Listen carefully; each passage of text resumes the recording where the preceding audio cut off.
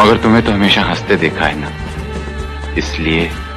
तो क्या हर हंसी के पीछे सिर्फ खुशी रहती है बाबूमोशाय? राजेश खन्ना पूरे भारतीय फिल्म इंडस्ट्री के अब तक के सबसे मशहूर कलाकार रहे थे।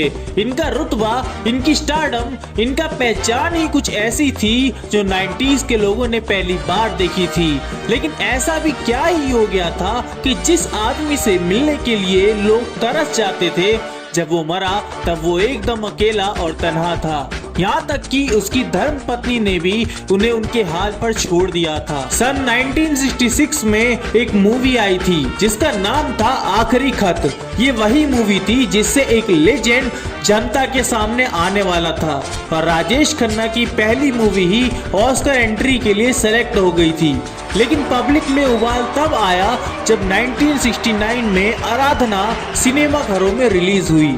इसने ऐसा धमाल मचाया कि अगले दिन से ही राजेश काका के घर के बाहर डायरेक्टर्स, प्रोड्यूसर्स की लाइन लगने लगी। कहा जाता है कि उन दिनों राजेश खन्ना जिस भी स्क्रिप्ट पर अपना हाथ रख देते थे उसे हिट होने से कोई नहीं रोक सकता था। लड़कियां इतनी पागल हो गई थी कि काका की तस्वीर से शादी कर ले रही थी, खून से खत लिख देती थी। उन दिनों ही सुपरस्टार जैसा शब्द अस्तित्व में आया था और राजेश खन्ना जैसा सुपरस्टार आज तक कोई नहीं बन पाया। और आज भी उनका रिकॉर्ड है लगातार 17 फिल्में हिट देने का, जिसे आज तक कोई भी नहीं तोड़ पाया है।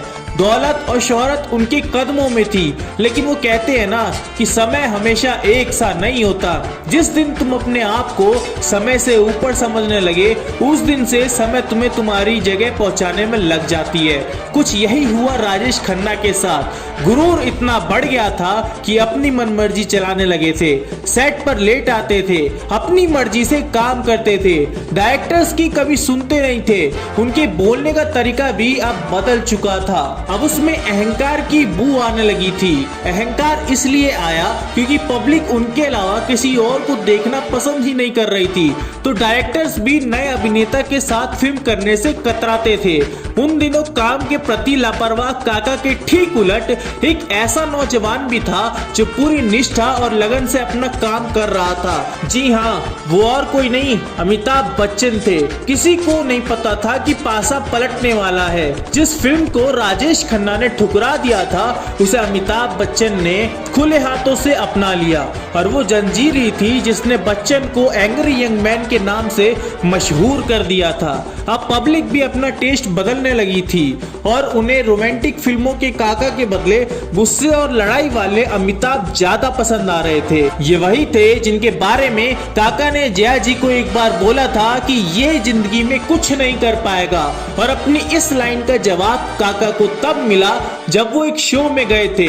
पब्लिक ऑटोग्राफ के लिए उनसे चिपकने लगी थी, लेकिन तभी वहां अमिताभ बच्चन ने एंट्री मारी और कहते हैं उस दिन काका के पास एक आदमी भी नहीं टिका, क्योंकि उन सब ने अमिताभ बच्चन को घेर लिया था। धीरे धीरे डायरेक्टर्स, प्रोड्यूसर्स और पूरी पब्लिक काका को भूलते चले गए और अपनी आदत से मजबूर काका ने एक बार भी किसी डायरेक्टर से काम नहीं मांगा। और उस समय उनकी बीवी डिंपल कपाड़िया भी उन्हें छोड़कर चली गई थी। काका को समझ आ चुका था कि अब सब खत्म हो चुका है और 69 की उम्र में वो हम सबको छोड़कर चले गए। कहते हैं मरते वक्त शराब ही एक ऐसी चीज थी जो उनके साथ थी।